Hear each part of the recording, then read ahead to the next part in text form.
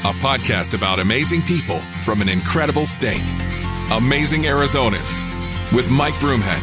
All right, another installment of Amazing Arizonans, and I just want to get great Arizona stories, and this one's got a lot that I love to talk about. Danny Seiden from the Chamber of Commerce.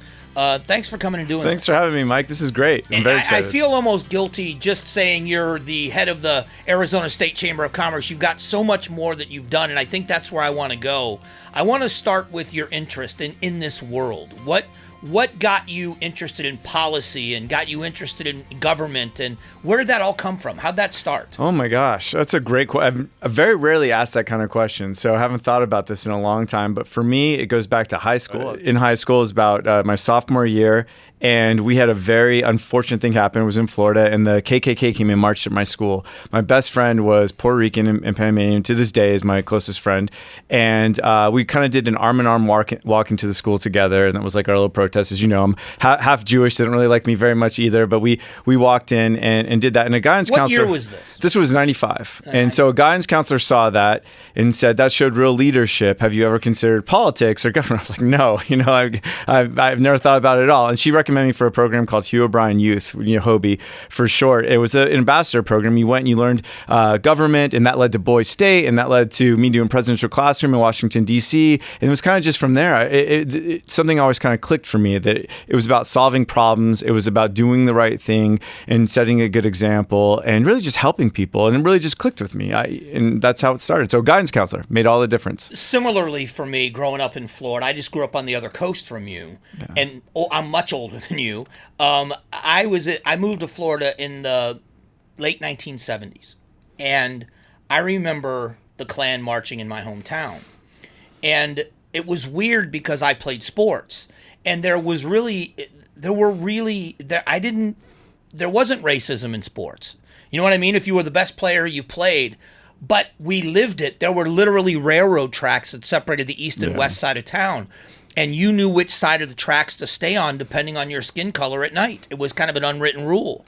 But when the Klan marched, the majority of people were angry at them and were not paying it. They weren't taken seriously then. But I remember the fear that people had that they were coming out. I had a friend whose oldest brother was much older than him, was a captain in our sheriff's office. His other brother, the middle brother, was a Klan member. And the reality of that, it wasn't until I got older that I realized how normal that was at that time in a beautiful place where people hated them, but they still existed and marched. Yeah, I have not thought about it a lot since then because, we joke a lot about Florida man this, Florida man that. For all of its reputation, Florida's a very integrated state. It's a very international state. It's transient. A lot of people have moved there. So I think it is very cultural, and I just didn't experience it a whole lot. It's one of the beautiful things about the city of Miami is the cultures, Little Haiti, Little Havana, Freedom Town, Overtown. Yeah. It is a city of cultures, much like New York, where you may have neighborhoods and pockets that are kind of racially structured. The integration and the sharing of cultures is really what makes it such an amazing city. It is.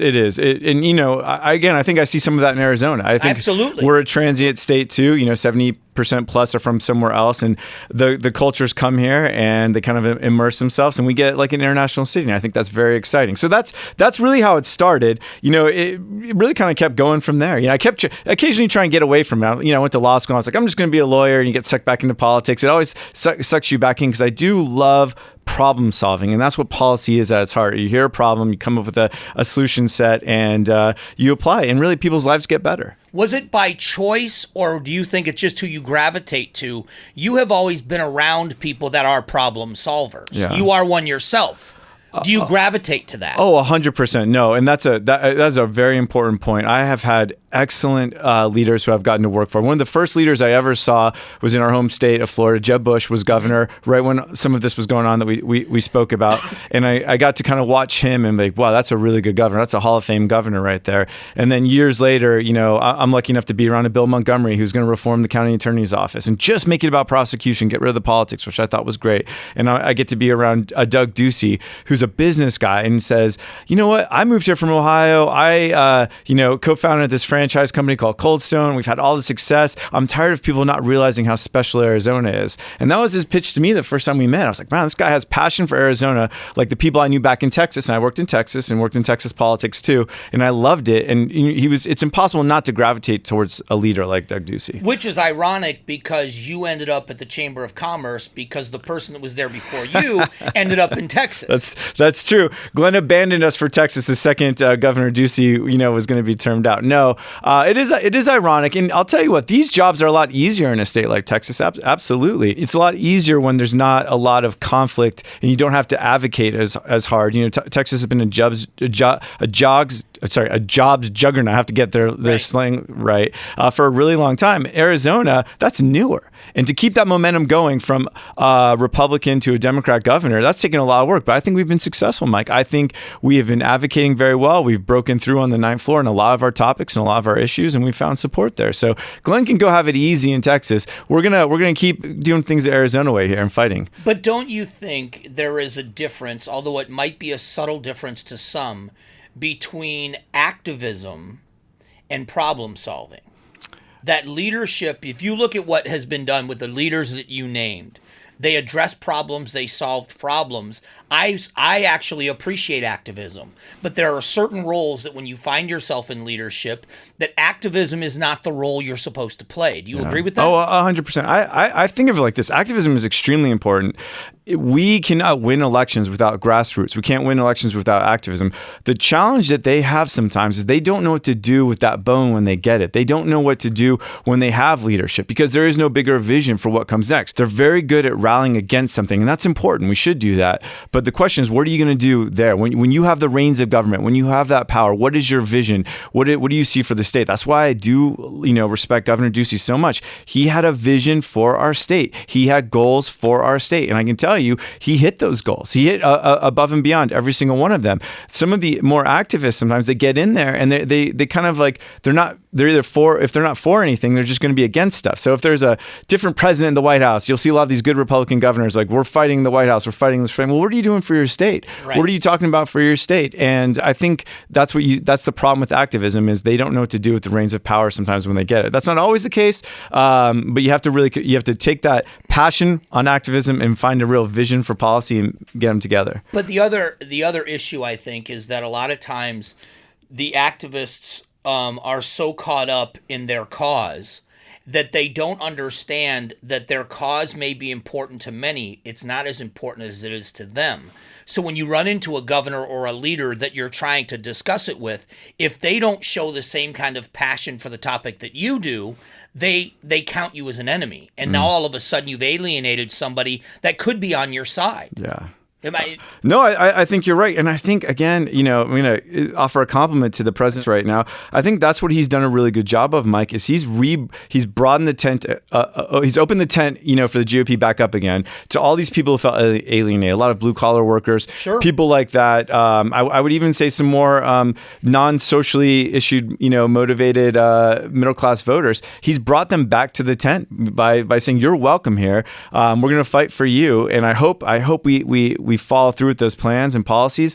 But I mean, that's what we need to do more of. It's a game of addition, not subtraction. That's all this is. And we should always be looking to add people. And we should always be looking to win people over. Occasionally people try and pit us against, in the business community, against like a Freedom Caucus. And that's a mistake. I can tell you the Freedom Caucus is with us a lot of issues. It's those one or two issues we might not agree on. They want to make a big deal out of. The way I look at it is I have to do a better job of winning them over on 100% of my issues, or at least educating them 100% of my issues, and not just, othering them the second we have a disagreement. And I think that has been one of the things I've admired most is it's a unique ability that I think you share with a few other really good leaders, which is you are very passionate about what you believe in, but at the same time, you don't fight to alienate people. No. There's a difference.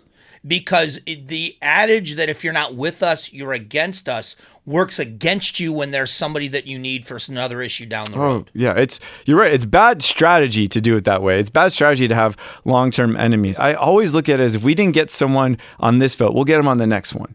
and we're not going to slam them. We're not going to alienate them for life. We're just going to figure out what is it that's motivating them to not be with us on this issue. And maybe there's some tweaks we can make. Policy can always get better. I mean, policy can always get better. And so we can do a better job of winning over, a bigger crowd. I'm proud of our votes. And there's a difference between disagreement and disrespect. Absolutely. And once it gets to a level of disrespect, even when I agree with you on an issue, I'm not going to be associated with you on an issue.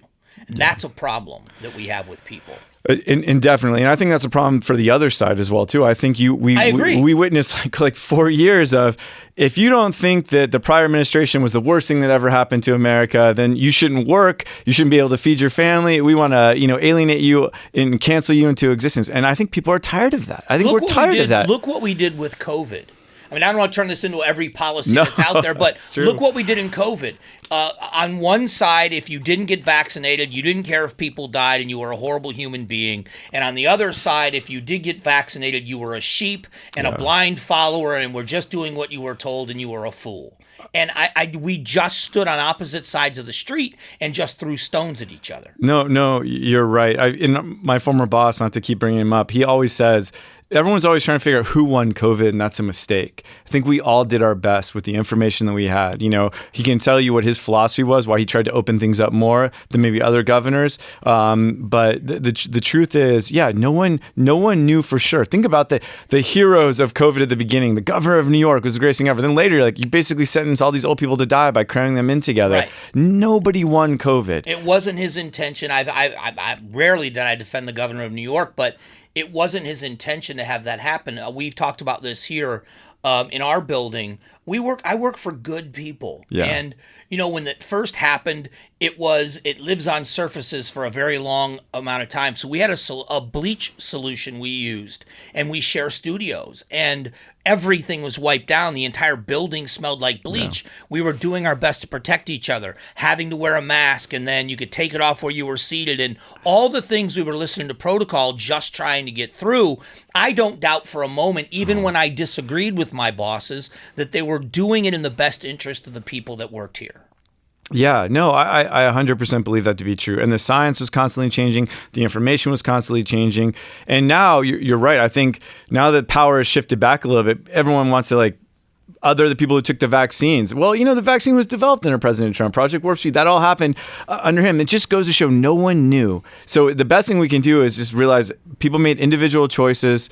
Let's move on. Let's go forward. And I think if we can learn that lesson, that a lot of what they did that they thought was in the best interest turned out to be wrong. If they can say we have to do a better job of listening faster and listening to each other, I think we'd be better off. Yeah, I agree. So let's talk about the shift for you into law school, back into the public sector, back into politics. Did you imagine, when was the moment you realized I'm in as deep as I can get? And you're working for Governor Ducey. Yeah. And you're now working for the governor of the state of Arizona. You're involved directly in policy and policy making. Was that when you realized, this is... That's a good question, and in a different way of phrasing it that I've thought about. I would say it was... So I was his initial campaign manager. I was Doug Ducey's initial campaign manager. And I knew we were going to win. I always knew it was a crowd primary. There's 13 people, but I believed it. It's one of those gut feelings. And, I'd done campaigns, NRCC, all these other things. I just knew we were going to win. And it was the day after that election. And I was like, well, what now? That was the big goal, was, working. The primary or the general? The general. Yeah. Once the general, I remember the morning after the general, we're all doing a post-campaign meeting. JP, myself, the governor, Kirk's not there yet, but, the rest of us are. And we're like, what do we do now? Getting the transition thing together. And I remember just being a little bit almost deflated. I'm like, now comes the tough part. Now we have to govern, and you have to decide if you want to be part of that. And that's really when it started, is when we were going through and reviewing agency heads and really what a massive enterprise this was. And, if we knew that he had these goals of removing licensing requirements, universal licensing recognition. It's often unheralded, but probably one of the biggest things he did in that administration was making Arizona the first state in the country that will recognize an occupational license from any other state. I don't know if you realize how many times I refer back to that change as part of the mindset of regulatory change. Yeah, it's huge. That if you have a license in good standing, we're not talking about major corporations here. We're talking about small business owners and people that are self-sufficient. I don't care if you're a massage therapist or a cosmetologist or whoever you are, when you come to Arizona, you bring your license with you. It's like the driver. I use the driver's license analogy. I moved here in February of 95. I had a grace period to get my Arizona driver's license. That didn't mean I wasn't allowed to drive in Arizona. Yeah. You know, and that was a brilliant, it seemed like a small change, but how many businesses has that freed up to come to Arizona? He believes that we should make it as easy as possible for people to have a job. It's that simple. That was the philosophy, and we knew that. So we were going through and reviewing all the agency heads. If someone didn't have that philosophy, if someone was into the cartel of regulations, we're like, they're not going to work here anymore. And then that's when you realize we're going to make a real difference. We're going to do something really exciting here. But, Mike, I can tell you of the teacher strike. I wasn't there for COVID. I left right before COVID. But the teacher strike, which I helped negotiate the end of that with the governor, the toughest battle we might have had was the cosmetologists. Those schools are powerful cartels, and they do not want to lessen hours requirements. They do not want to do universal license recognition because that's money out of their pocket. And that was a really tough fight for us, and they were nasty. I say these things because, and I'm fearful because I don't want it to go the opposite way that it's gone. But I was an electrician for 20 plus years, and I was good at it. Was a business owner. I became a journeyman electrician. I passed my journeyman's test, but there was no requirement of licensing to be called a journeyman electrician. It was time in. Could I prove that I had worked in the trade for an extended period of time? To get a license to be a cosmetologist requires 1,000 hours plus of schooling to cut hair. Now, I know they're working with chemicals. My point is there has been such power with that board that they lord over people, and the change in the bureaucracy, because the governor's elected. If we don't like his job, we elect somebody else. That's right. When these people are in these appointed positions, there is no recourse many times. No. And you've got small business owners. I know you probably know the story. The fish that were used to exfoliate, and the business in Mesa that was told you can't do it because you can't change water after each usage. And people said, have you ever been to the lake? Have you ever tubed the salt? There's not a restroom in sight. What are you talking about? Yeah. And these boards that have the power to just say no. No, you're right. And logic doesn't matter to them. If there's people wanting to open up these blowout stores, which are really just getting a blow dry, and they would come to the legislative meetings, the schools, with people with burnt scalps and lice, and like, this is what you're doing. This is what you're putting. And like, come on, you're blow drying hair. My 8-year-old daughter does it right now. She did it this morning. She did just fine without 120 hours and $18,000. Not to take anything away from the esthetician industry, but their schools are a real cartel. I'm glad we did that. But that's when you realize you're making a difference. The people who just want to cut hair when they get out of prison, and making it so they can start earning a living right away. That really matters in people's lives. So that's when you start to put it all together. Yeah. And the ideology behind that, and that's the policy thing that I've always loved talking with you about, because I keep repeating, I'm not an anti-government person. I'm a small government person. We can't get rid of regulation, but that doesn't mean we got to keep compiling it. Yeah. I came from an industry in the field where the building inspectors, the electrical inspectors I worked with generally were electricians themselves. And the goal was, let's get the project done right, and let's get it done quickly, and let's keep moving forward. It wasn't an adversarial relationship with the regulators. And I think that attitude is the shift that needed to happen. No, I think you're right. I'm the same way. Government regulation is important. When we're putting stuff into our kids' bodies or things, like, we want to know there were some safety protocols that they went through it. I used to get in these arguments with libertarians when they're like, nope, we don't need any of that. The market will do all of it. I'm like, so if you're getting on a roller coaster with your kids, don't you want to know someone inspected that roller coaster? Like, well, if someone dies, I bet you won't get on it next time. Their thought process on that falls apart really fast. No, government matters. It's important. You need efficient government. But you're right. The regulations were stacking. I can't remember now. Gosh, we used to be able to cite these numbers, but it's tens of thousands of regulations that Governor Ducey eliminated. And oh my gosh, the state of Arizona hasn't come to us, a halt. We have driverless cars all over the place right now. People are amazed with how safe it is. So yeah. And I say to people, we haven't, because I come from the construction world, I point in that direction. We haven't reduced quality. If you go drive, and I encourage people to do this, if you live in the East Valley or anywhere in there, take the 17 to the 303 and drive the 303 to the I-10 and look at the massive expansion and growth in the industrial world we've done. And the growth is excellent. It is a beautiful growth, and these are great buildings, and they've been built the right way. So we've reduced regulation. We haven't eliminated it. And what we've done is make it easier for businesses to operate, which entices them to come here. It does. It does. I mean, that's the story of Arizona. It really does. It's about opportunity.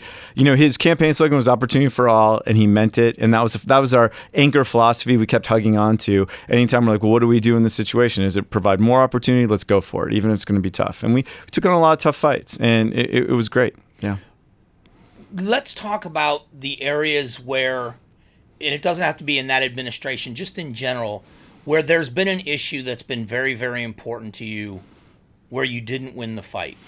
Oh, yeah. Or you didn't win it to the extent. Yeah, you no, it's no. That's where you learn. So I'm happy to do that. We have been very fortunate in Arizona in terms of school shootings. We have not experienced one of these mass school shootings that have defined Colorado and Florida. And you talk to my colleagues in those states, and everything changes the day that happens. Because if you don't know that your kids are safe during the day, it feels terrible. Nothing else matters.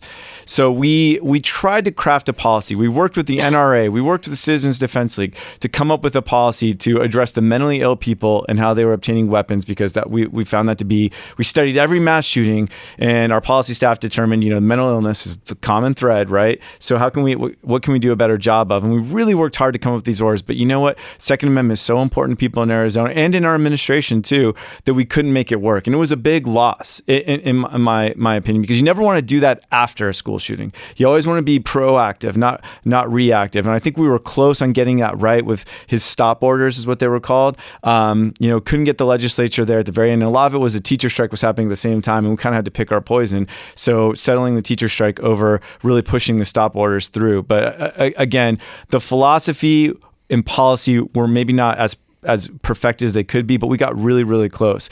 But, you know, I really took for granted how hard we had to sell that. I mean, when it comes to an issue as sacred, and I do believe it's sacred as the Second Amendment, we have to work extra hard. We have to really show people you're not losing a right. We're trying to protect your right by limiting the bad people. And the conversation for me, as being such a huge Second Amendment advocate, we are going to be closer at really addressing the issue by talking about HIPAA laws, healthcare, mental health, than we are about guns and gun manufacturers. That it is, as you said, it's the person that's holding the firearm. In Texas, one of the shootings in Texas at a church that had happened, it was ironically an NRA certified instructor with an AR-15 that killed the suspect that murdered those people with an AR-15. Same platform of a rifle used in defense by a good guy that took out the bad guy that murdered people. It proved it wasn't the firearm itself, but it is about that mental condition. No, it is. It is. And again, that's the one that probably haunts me the most in terms of ones we won a lot, to be fair. I mean, you know, the legislature, Governor Ducey worked very hard at his relationship with the legislature. You know, people think it's easy when you're all the same party. It's not. It's almost harder sometimes. But he worked hard at that relationship. We had great relationships with President Biggs, onto Speaker Gowan, onto Mesnard, and so on and so forth. So that was really helpful to collect a lot of good wins. But yeah, the one loss that probably haunts me the most would be that. And I would argue too that the teacher strike was unnecessary, and that was kind of a breaking point for me too, Mike. I love the fact that you call it a strike. It was a strike, yeah. I know what it was. Yeah. But that's not what they called it, because of the legal ramifications of teachers going on strike. No, you know, the state getting into teacher pay, and it's a very relevant discussion because we're going through it right now with the extension of Prop 123. The state getting in the business of teacher pay is always hairy, as we learned. But, you know, when you come out with a big, bold policy of every teacher's going to get a 20% pay raise, and then they strike 2 weeks later, that was a really tough pill to swallow. And watching, them basically have Lollapalooza on the Capitol lawn every day. But you're hearing from the cafeteria workers. You're hearing from those aides that need those paychecks, and they don't have anywhere to take their kids, you know, during the day, or all the other parents who didn't have anywhere to drop their kids off anymore. It's so important that our education system works and it's well funded. And in the very end, there was about a 20% pay. They got 20% pay raise. The same thing they were offered at the beginning is what they settled for in the end. And that I found to be very discouraging about government. But that's the ugly side of politics. that both sides can be guilty of. But in this case, correct me if I'm wrong about any of this. The governor's office said and went to education experts and went to the legislature. Can we find the money for this? And everybody said yes. He went around the teacher organizations, which they hated. So they said, well, we don't believe you were striking anyway. So they do. They get the 20% raise. Behind the scenes, they were working in the legislature to defeat it because they wanted to get something on the ballot. So the very raise for the teachers they say they were fighting for, were they or were they not trying to kill it in the legislature so that they could do something legislatively? You know, the only thing I would caution about is who is the they there. You know, if you're referencing to teachers' unions or different groups, their goal had always been to get a specific tax on the ballot that they could fund and stand and the teachers' union work together. And they wanted Ducey out. Yeah, and they didn't want to give Ducey. We got to remember, that was his election year. That was 2018. I mean, David Garcia was there, his opponent, collecting his ballot signatures at the teacher strike in the lawn right in front of the Capitol. So yeah, no, there was a lot of politics going on there. But no, you're right. They were working against it. But I would tell you there was a lot of good faith Democrats behind the scenes too, being like, we got to make this stop. Yeah, I can name some. They probably wouldn't appreciate it, who would come to us and be like, my family member is a cafeteria worker and they're out of work, they're paycheck to paycheck. We have to make this stop. And then, so there was a lot of people working on both sides of that. But you're right, it was very frustrating and discouraging with the gamesmanship, considering in the end they still got 20% pay raise. And here's the problem with that too.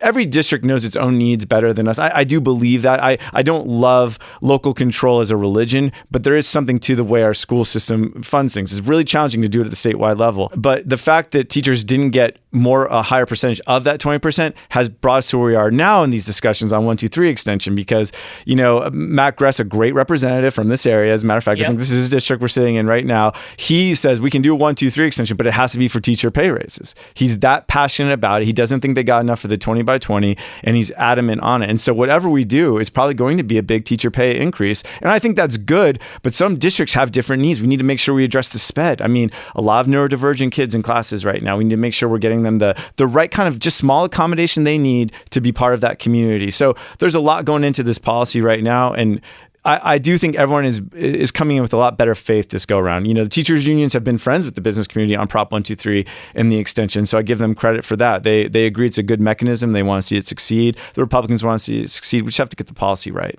When you look, though, at education and the funding of education, parents don't have the time, most of the time, to say to the school district that they pay taxes in or where their children are going to school, open the books and show us where you're spending the money. That's my personal concern, is the lack of transparency and oversight. And that, to me, would be the biggest issue. If the teachers aren't making more money when the money's allocated for the raises, where's the money going and who's accountable for not paying the teachers? It's so, gosh, Mike, it's a great point. And we've been on the side advocating that in the past. That was Governor Ducey's Classrooms First initiative. It was one of the first things he did when he got into office. Like, we're going to make sure money goes to the teachers, to the classrooms first, none of this administration stuff. Every district is so different, though. Right. I mean, some districts are doing a really good job of this. Yes. Some superintendents are fantastic at managing this, and some are doing creative things. Some of them are working on childcare and making sure their teachers have some subsidized childcare so they don't have to worry about where their kids are when they're at school.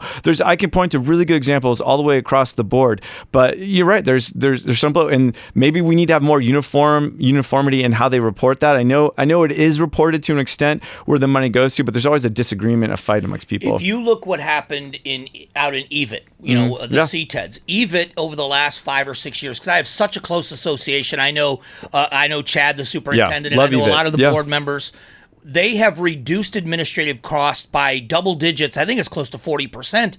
They've given teachers huge pay raises, and their enrollment has doubled in that program. So running it the right way, even with the budget challenges that districts have, they're finding ways for excellence. And I think that those districts, whether it's a CTED or it's a school district, those administrators need to be held up in the highest regard. And why aren't other administrators asking them how they're doing it? That's a good. I think, Mike, in government we see this all the time. That if people have done something a certain way for a really long time, they have a hard time with that change or evolution. EVIT is a really good example of an innovative, forward-thinking school. Love JTEDs, love CTEs. Think they should be funded more. Think we should reward that. That's if it was the private sector, you would look at what EVIT's done. Like, give those people a raise, give them more money. Let's duplicate and expand and put it up to scale at all schools. When you look what the basis schools are doing, you would copy that model everywhere in the private sector. And Basis is great. They take a lot of Excelsior students, so right.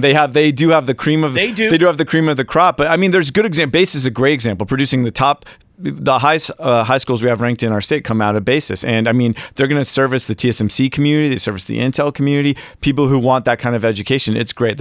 We should duplicate and grow Basis, absolutely. But same thing, there's schools doing a good job on the. I'll go back to SPED, special education. Yep. There's schools doing a really good job of integrating them, and just with a small accommodation, and that's the way they're going to be in life. So I think we find what's working. And Chad Gesson, who is the Phoenix superintendent for a long time, he is on a mission to reinvent how everyone thinks about K through 12 education right now. Like, his dream, you should have him here, is to make it so this idea that you have to go to college or you have to do something else, forget that. We're going to find out what is your passion. We're going to help you get, focus on your passion while you're getting your diploma. And then when you graduate, you're going to be set up for success no matter whatever you want to do. It's a rethinking of how we do K-12. The model in Arizona public schools for so long has been, when you go to a counselor, you go to your guidance counselor, whatever you call them in schools, they begin telling you in your sophomore year how to apply for grants and how to get into college. And it isn't about, I was very lucky.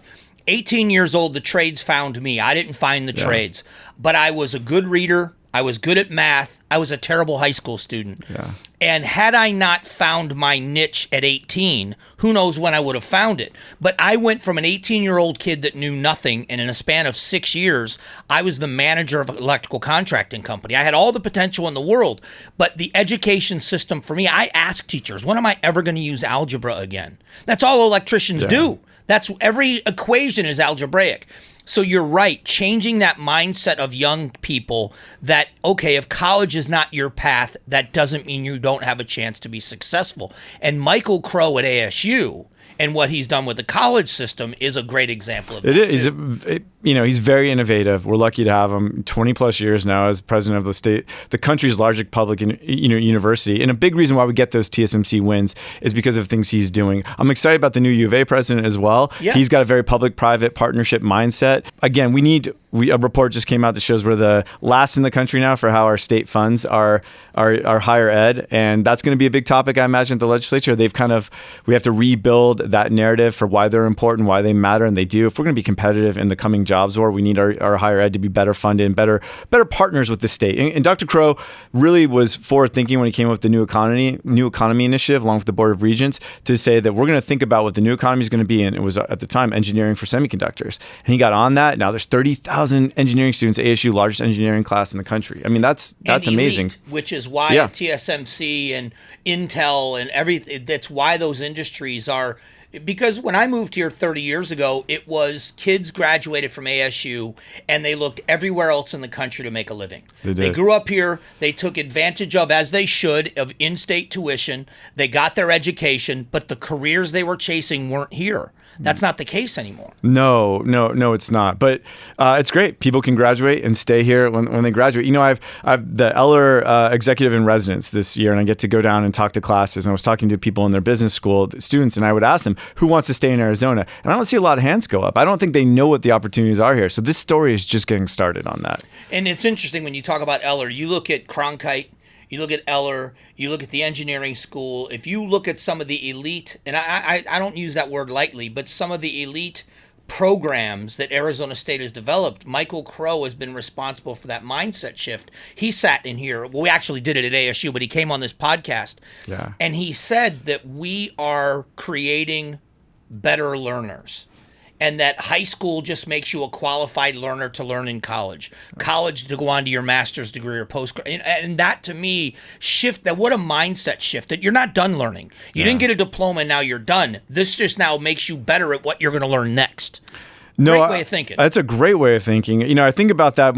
I have 3 kids, a 10-year-old, a 9-year-old, and a 6-year-old, and they're going through. They're at Great Hearts. It's a great model. It's similar to BASIS in the classical sense, but not as heavy on STEM. But even so, they teach the Singapore method. And you know, my kids sometimes are like, "Dad, I know the answer, but this method is so much work." And you know, you have to get them to realize you're not teaching you how to solve a math problem. They're teaching how to approach problems. Right. You look at this problem and you have to ask yourself, okay, here's what the solution is. And that's going to work for you in life. And that's why I do love it. And it's like retraining their brains that way, but you have to buy into it. It's not just about getting the answer. It's about how do you approach a problem, because that'll teach you how to get the solution. It's interesting that we started off talking about the teacher strike. Yeah. But what we're talking about is what everybody should be talking about, which is how do we most effectively and efficiently educate our children so that they have a chance for the rest of their lives? And instead of getting caught up in that political dialogue, isn't that really the conversation? That is the conversation. And I think they're connected, right? Because you need a teacher to do that. You know, for me, going back to your very first question of this interview was, how did you get started? I got started because a guidance counselor who happened to also be a government teacher saw potential in me. And that's the difference in so many kids' lives, is one teacher that made all the difference. And I know that for my kids, you know, the great year or bad year depends on who their teacher is. And we've been really lucky to have really good teachers. If you take away Sherry Cosia, guidance counselor in Florida, you take her out of my life, I don't know where I am. She made, you know, it's like that canon moment in my life. She made such a difference because she saw something that no one else saw. So I'm blessed to have had her in my life when I did. And I hope everyone recognizes that special teacher. And I hope we pay those kinds of teachers. That's the issue. Yeah. For me, mine's the opposite of yours. He did make an impact on my life, and I still keep in touch with him. His name is Bill Geddes. He was the dean of students at my school, which I was in his office a lot. I got caught skipping 19 days of school in a row. I mean, almost 3 weeks of, 14 days of school in a row. Almost 3 weeks. That's tough. Almost 3 weeks of a 9-week quarter. Yeah. And I thought when I got yanked into the meeting with my mother, the conversation was going to be, it's time for you to get serious. And this was 1984. Bill Geddes looked across the desk and said to me, "Mike, high school's not for everyone." And he asked me to leave and join the military. Which I did, and it's a long story. I blew my knee out in basic training. But what that shook me into was, you are wasting your time. And that corner was turned for me. I found the trades that next summer when I turned 18, and the rest is history. And what I found out later is when I met with Bill Geddes, I saw him when my brother was playing high school football. He remembered me. He remembered my entire family, my youngest brother who didn't even go to that school, my mother's first name, how is everybody? And when I came into this industry, he's my biggest cheerleader on social media. Hey, Cypress Lake High School, go check out the great work he's doing. I thought he hated my guts, and the guy was just trying to wake me up. Yeah. And I'll never forget him. I'll never forget him. I love that you still keep in touch with him. You know, I do my best with Miss Cosia as well over the years. She's in Daytona Beach now, so I do my best. Do you ever go back? Very rarely. My family is all split up and moved. I have family in Jacksonville now. I have family in North Carolina. But I went back. Funny enough, I was on your show talking about some of the initiatives we were working on. We were raising some money from some headquarter companies in Orlando. So when I was in Orlando, I drove past my old high school with my daughter who was with me. It was great. It really shows you how far you've come. And what town did you live in? Deltona, Florida is where I went to high school. And people always hear Deltona, they jump into Daytona. It's actually smack dab in the middle of Daytona Beach and Orlando. It's Volusia County. It was very much a commuter city for if you worked at Disney World, or if you worked on the beach, or we had a Puerto Rican immigration center or a relocation center based there too, which is why we had a huge population. And I'm glad we did. My best friend came from there. So it was fantastic.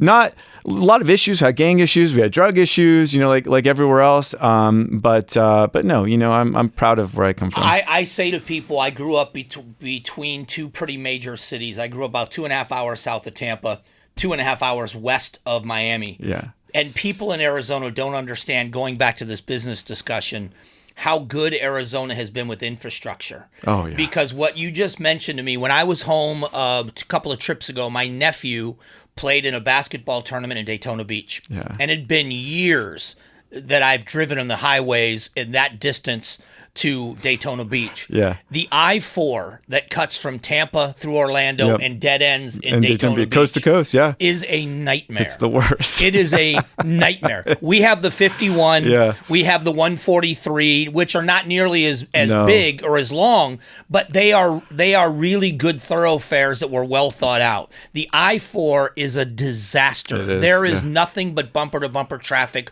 within 10 miles of Disney, no matter how many lanes they put. No, what time of day. It's like the 405 in Los Angeles. Even though that's like 22 lanes or whatever it is now, I-4 will go from like 8 lanes down to 2 lanes on a bridge in a minute.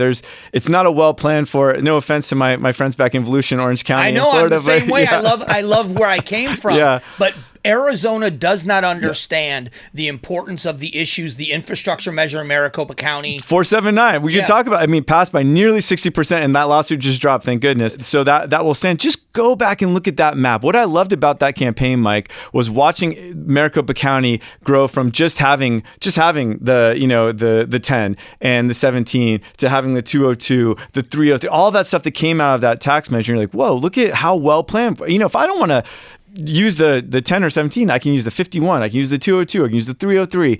There's the 60, some strange grand road. There's still, the way Maricopa County is planned, the infrastructure is top notch and needs to stay that way. And it has fostered so much great growth. I remember when the 101 was being built and people, as foreign as it is to people, now wondering, what in the world is it going to be up there in the north part where it runs east and west? Now we've got the 303. People were saying the same thing. I had to go out west last weekend and drove past TSMC going west on the 303, but it doesn't stop. No. And then you get into the residential areas, and then it turns south again, and there is massive growth out there in the 303. So it has fostered such great growth. And I would say keep an eye on Peoria. They're doing a lot of things right. Mayor Beck is, I think he's a smart guy. He's ambitious in all the right ways. What do you think about the airport out there? I think it's a good idea. I think with TSMC, to have an executive airport is great. I think more transportation is better.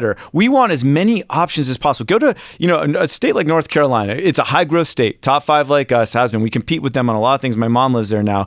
I'll tell you this. So you land in Charlotte and you want to get somewhere 90 miles away, just 90 miles. It's like 5 hours because there's no roads. You got to go like 15 miles an hour, go through every little tiny town that ever existed. And but they have airports all over the place. So I want us to be as competitive as possible. I want an airport in every section of our county and people fly in. Yeah. We have, we've had Sky Harbor, which has been there forever. And then the expansion out in Mesa Gateway, what they are doing in their plans for the future. And the East Valley growth has been immense. Deer Valley Airport, that's going to be what it always is going to be. But out in Peoria, Scottsdale Air Park is an incredible, fantastic. Yeah. That is an amazing place. If they pull that off in Peoria, that's going to be nothing but great things for that city. And I would say watch Mayor Beck closely. I think his city planner's got him Henry Darwin, who's great. He's been the administrator of the EPA, acting administrator. He's got top level talent around him. They're doing some amazing things out there. All right, so I'm hitting on a lot of policy topics with you, and I want to get to one more. And I want you to tell me if and where I'm wrong. Sure. I was invited by a mutual friend of ours to go out to the Resolution copper mine. Mm-hmm. And I went into the mine. And it was the most incredible, eye-opening experience I've had. 20% of our nation's copper needs for the next 50 plus years is underground in Superior, Arizona. We are moving in our economy, whether people say it's forced or it's not, we are moving in the direction where we are going to need minerals, whether it's copper or others, to build the batteries and the vehicles of the future. And yet, we have a huge segment of our population that wants to push the mining of those minerals off on other countries like China.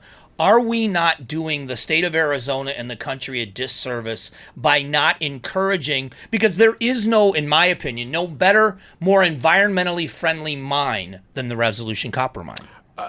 No, you are 100% correct. The mining that's happening in Arizona, whether it's Resolution, Freeport, what South 32 is going to do, those are they are using all the ethics. They're using all the safeguards. They care about those things. I can tell you who doesn't. Southeast Asia. Right. So one, if you're an environmentalist, you're making things worse by pushing off Southeast Asia. We've seen that with our air, which we can talk about, for an hour. So you push that mining away Southeast Asia, who, by the way, just threatened to cut off all critical minerals to the U.S. So national security gone, our economy frozen. No, we need to be able to produce our critical minerals here, and we do it in a more ethical way, in a way that's better for the environment, a way that's better for the economy, and it is not just copper. You're right, it's 20% right now, but given where we're going with batteries, given where we're going with EVs, given where we're going with all of that, the more copper will be needed. But there's also uranium. We have a big electricity generation issue, and the prior administration, we opposed this, and we're called extreme for it, which is insane. They created a national monument, which they called Grand Canyon. It's not. It's nowhere near the Grand Canyon. It's 100 miles away. It's 100 miles away. It's a checkerboard of blocking uranium mines. And that dates back, I think, to some ugly history with how the federal government once upon a time did uranium mining up there. We do it. We can do it better than anyone else in the country right now. We do it in an ethical way that protects the environment, and we need that for energy generation. So I hope that Secretary-elect or appointed Burgum will come in and revisit that under the Antiquities Act, roll that back. I know we'll be sending a letter on that, and we'll be able to do more of our mining here. So again, not just copper, but uranium. There's lithium, there's helium. Helium is often overlooked. We have some helium deposits in Arizona as well. It's a very valuable gas now. It doesn't freeze. So, it freezes at a much higher point, but it's used in space, it's used in underwater. We need helium too. So, and this, what I like, it's funny because I'm such a nerd on these topics and you're the expert, but I listen to you speak a lot of times and I echo it on the air because it makes perfect sense. There is a middle ground in this sense. It's not black or white. It isn't that you either don't care about the environment and you want to strip it of everything, or you care about the environment and we're not going to mine. We can do things. We as a nation are a lot more conscious about doing it the right way. Yeah. That's what I meant about the Resolution Copper Mine. What they do with the water they reclaim, they send it down line. It is then given to Pinal County and other places in Arizona to water crops so that they're not affecting the groundwater levels. I mean, how important is that? And people don't believe that know that that's happening. They don't. Copper mining is water positive for that reason. Same reason that Intel, again, going through their own tough period right now, but they are a water positive company in our state. They do similar things. They treat water, they give it back to the city of Chandler. So we're grateful to have these companies. But the best, again, I'm going to talk about air, and I don't want to bore people, but air is so important. And we have terrible air quality in Maricopa County. Fact, we have a valley where things come and get stuck. But what doesn't get told enough is that 77% of that ozone problem comes from out of state and usually out of country. You can trace it mostly back to Southeast Asia.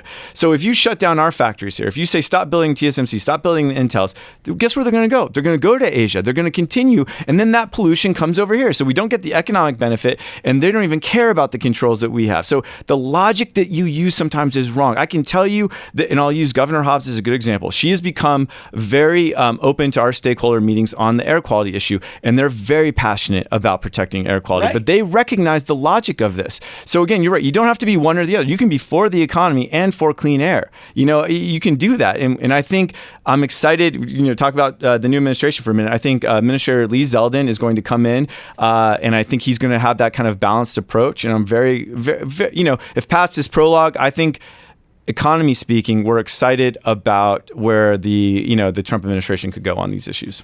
So to kind of wrap it up, you talked about where you came from, the things you've accomplished. Are there things that you want to do that you haven't yet? There's so many. Let me just say again. You gonna run for office? No. That I know. I think you can be self-aware and say that.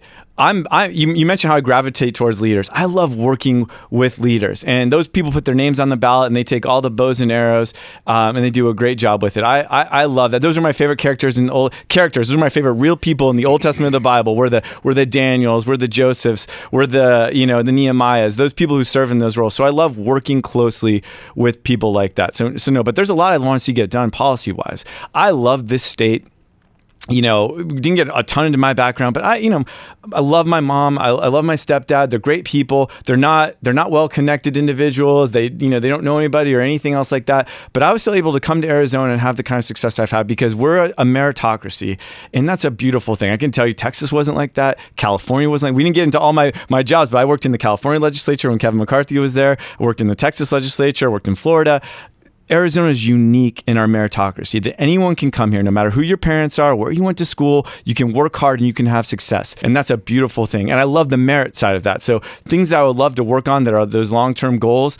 We're one of the only states that doesn't have a true like merit-based scholarship of high growth states. You could look at Florida has what's called Bright Futures. If you graduate in the top 20%, no matter anything else about you, you can go to a state university and it's almost 100% funded. Tennessee has talented, 20. Georgia has the Hope Scholarship. I would love to work with our Board of Regents and our university system and our legislature to come up with a policy that recognizes merit, that is that reward for people who want the attainment. They say, you work hard. It's almost like a renewal of the promise of higher education. Forget indoctrination. We're saying you work hard. You can come to our school and you can find the career path that you're passionate about because you did the work and you deserve it. And that the merit side of that matters to me a lot. So I love to see that. And I'm so passionate about economic development. I don't want to see our momentum broken. I talk with Sandra Watson a lot we get together and we say, what are other states doing? How do we stay competitive? And to really come up with cutting edge, I would say free market based, broad applied economic development policy that will ensure our state continues to grow at the rate we've been growing over the next 10 years. And what's interesting is that it forces you to have to work in politics,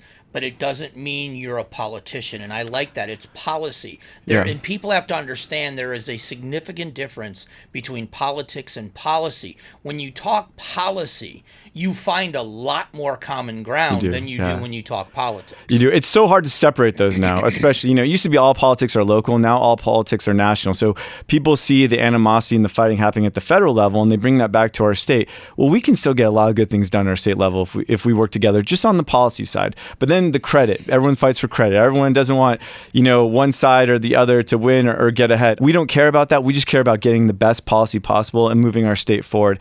And I'm so excited about Arizona. I really am. I'm excited that the people who come here seem to remember why they came here, that they're passionate. We haven't talked post-election, I don't think, Mike, about the initiatives you looked at past here. The main one we supported, where we were the campaign lead on, was Prop 312. And I'll just use that as an example. And that's the one we talked about. If the city is not enforcing its laws around, I would say, the homelessness in the zone, now you can get a property tax rebate. And that all came about because there was a small business right in downtown Phoenix, right by our office, where one day the city of Phoenix was basically said, we're not going to enforce any laws on homeless people right here. And that created the zone. They lost their business after decades.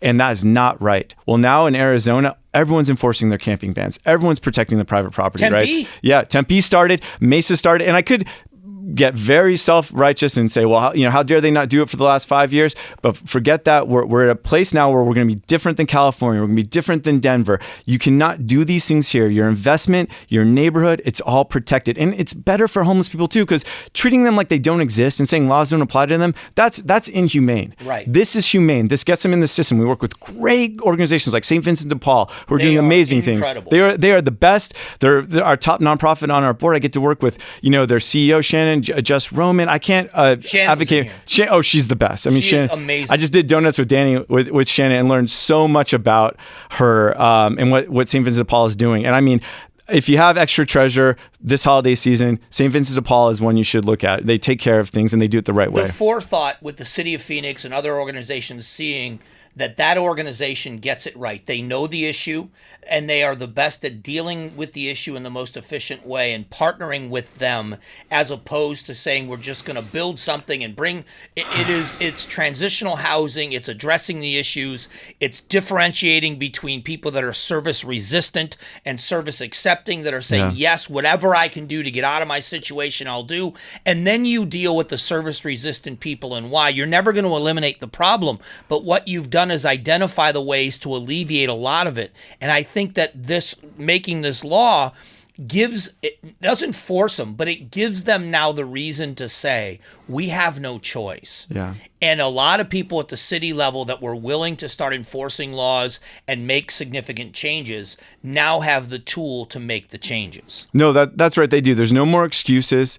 They can move forward now. And we've had so many people come over and tell us thank you for that initiative, and that means a lot. That we're protecting small businesses, we're protecting the character of our cities and our streets, and also that we're going to make sure people are actually getting help instead of being treated like they don't exist, that they're not a person. What's interesting is where I have a rental house, but when I lived in that house, it was near it was 32nd Street between McDowell and Thomas, and at Oak, which is the midpoint street, there is a big park on the northwest corner. And it's really the only green space for the kids in that working class area. There's a lot of apartment complexes. Yeah. It's a very crowded area, and it's the only green space for kids to play. And there was a time when there was a lot of homeless people camped out, and there was drug paraphernalia and all kinds of stuff going on there. And it's like, listen, this is not about being against someone that's in a bad situation. No. But what are these kids should not be dodging used needles. These kids should not be, this is about a basic level of life and quality of life. That working class families should have a safe place for their kids to play. So we're not kicking people out. We're saying, how can we help you get in a better situation? How can anybody be against that idea? No, you're right. I mean, we are the 5th largest city in the country now, in Phoenix. And just think about if we are the city that gets that right, that we are the city that has parks that are clean and safe and you can feel good about, that we're a safe city where we enforce these laws. I think that means such a difference when it comes to selling. People want to come here and they're like, it's nice here. My family can have a great quality of life here. This is where we're coming to. That's not the case in California anymore. And if over the next couple of years, the partnership just in Phoenix alone with Phoenix and St. Vincent de Paul, if they are showing numbers of people that have gone into transitional housing and gotten themselves back to self-sufficiency. One of the most touching things, as long as we're talking about them, I toured their transitional housing at their main campus, and they showed me how it works. And then at the end of the tour, have you seen it? Oh, yeah. They have the wall of keys, where they've got pictures of people with keys to their permanent housing, where they've gone from transitional housing to self-sufficiency. And it's like a success wall of people that have gone from being in a desperate situation to being self-sufficient. That's success. It's so successful. You've had the Common Sense Institute people on your show before, and they did a study on all the billions of dollars that go into the homelessness and how it maybe wasn't spent correctly. It created bureaucracies and funded city workers. Forget that. We should create grants that groups like St. Vincent de Paul can take and use to put more scale into what they're doing. I know they don't love government money with the strings attached to it, so take the strings off. Let them go. Let them do what they do, and they do it so well. It's not, I mean, they have such a business approach to it too. It's so fascinating. Let's say someone's $500 short on rent and they're facing eviction. If we can find $500 and they have these Angels on Demand program where you and I can sign into an app and do. Call, baby. I love that. Yeah, it's the best thing in the world. You pull up your phone right now and do it. You can save someone, because $500 versus it's something like $3,200 to get them back into a house. That's the difference. So keeping people in houses matter too. They have such a good approach. I'm so impressed by them. I do, and other groups do a good job too. But we're talking about them right now, and they deserve it. They deserve to be recognized for what they've been able to do. St. Mary's Food Bank and what they do to help feed, and what the difference with them is many of those emergency food boxes, most of them are going to families that work, that are just bridging a gap to get to payday, and that lifeline. And so many of those people get through those tough times, and then they go back and donate or volunteer. Those are the organizations. That's when I talk about private, the private sector. Nobody knows the problems better than they do. They know the cost, they know the problems, they know the people, they know how they get there, they know how to help them get out of there. And if we don't start asking them what their expertise is and employing them, we're missing the mark. Government can't solve every problem, but they can sure turn these organizations loose to do it. Yeah, no, I think you're right. I can't say enough good things about St. Vincent de Paul going into the holiday. St. Mary's Food Bank, we volunteer there. That was Governor Ducey's thing. Our whole team, every senior leadership people would be there every Thanksgiving, creating food boxes and passing that out too. And they do just such a good job of that. St. Joseph the Worker, getting clothes to people who need job interviews. There's a lot of these good organizations out there. So yeah, absolutely. So what I love about your organization, and I said we're going to end it, but you make me think too many different things. What I love about what you do at the Chamber it is about commerce and industry, but it isn't that people automatically think it's just about big business. And I've learned from you, I learned from your predecessor, it is about anybody out there that is gainfully employed deserves the respect as a working American. And really, your organization making sure that's available and then the money's there to pay them what they're worth, I think that's such the big value of your organization. Well, no, that's right. And I'm going to use you as an advertisement for what you just said for what we do. I always like to say we take people's problems and we make them our own and we help find solutions to it. So whether it's you need workers or there's a problem with government preventing you from, engaging in commerce correctly, we try and clean all that up and we work really hard to do it. And it does not matter. I mean, some of my favorite moments are helping a food truck get the license that they need, or working right now on pooling insurance to help people reduce their costs, or working on childcare, for the working parents out there that don't have an option. If you're a middle class working parent, average cost is $22,000 for a kid. That's just insane. Yeah. If you're lower income, there's more programs for you. If you're higher income, it doesn't matter. But the meat of our working, what are we doing to help them? And we've really teamed up with First Things First and another great organization. Melinda, she brings up, Melinda Gullix brings a business sense to that. So we're working with them on good solutions, trying to find out how to help these people. You made me think of something I wanted to ask you about your opinion on, was the tamale bill. Yeah.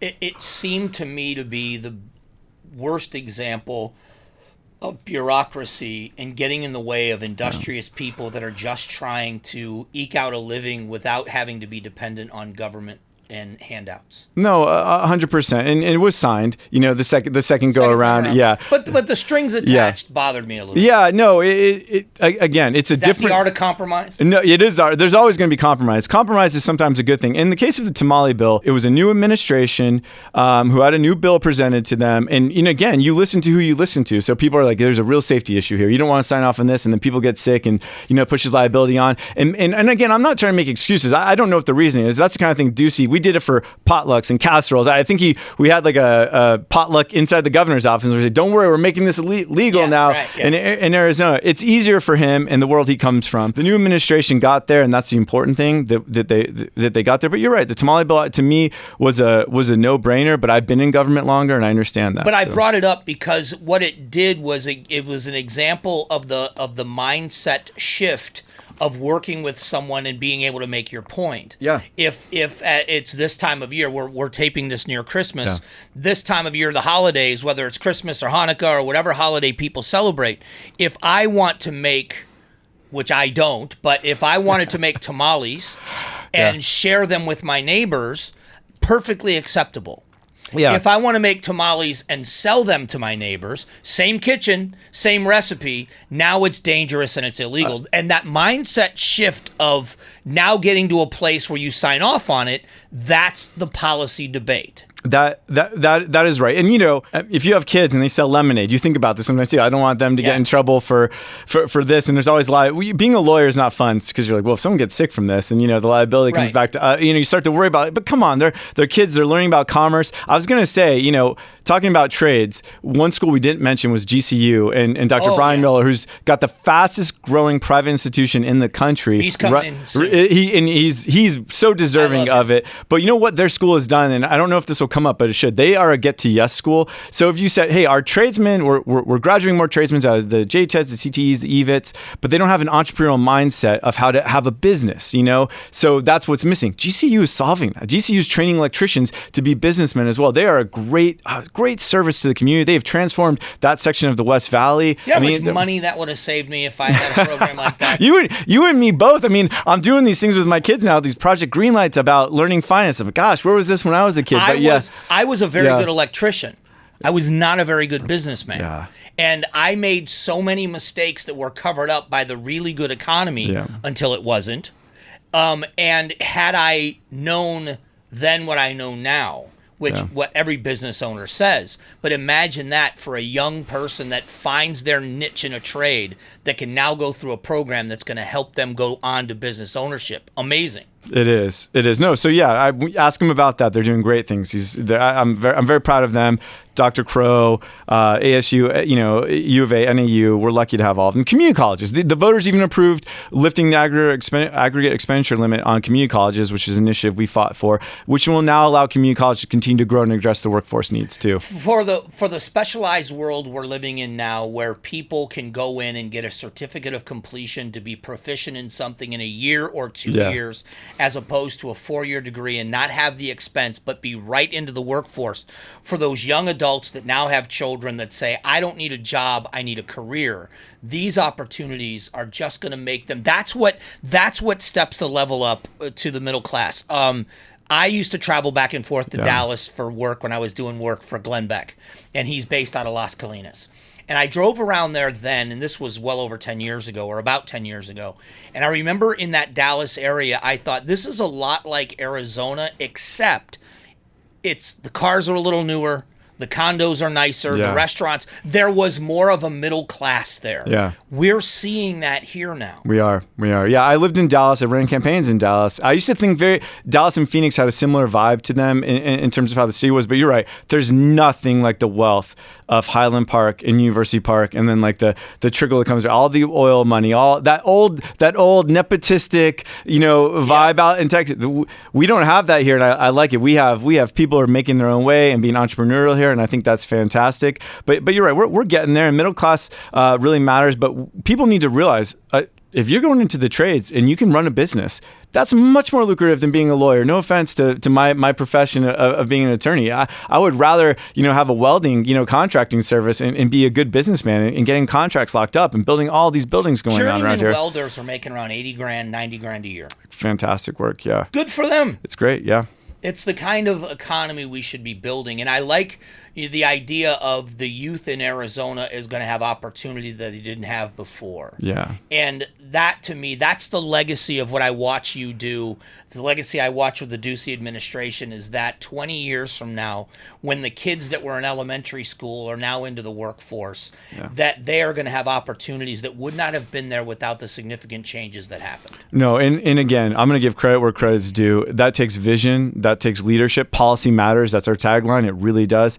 And Governor Ducey proved that concept. He did. I mean, you might go back. You know what we were in 2008, 2000. I just had Napolitano and Ducey together on stage, and it was really fascinating just to hear her talk about. They were hilarious. They were. Oh, she's so funny. I've not experienced that from her before. She was so funny, but very self-aware and acknowledging. A lot of my legacy was written on sand. The next person can come along and wipe it out. But what you've done is build this really good foundation for the future of Arizona. They both oversaw huge growth in Arizona. When I was doing my research on them, I was fascinated. She presided over the largest tax cut in Arizona history. In exchange for all-day K, she cut her income tax down from that 8% to the 4.9. So they had a lot in common, which was the legislature, but governor gets credit for it. Yeah. And I would say respectfully, the difference being that I think Governor Ducey did a much better job of focusing on that issue that he was meant the most to him in the economy.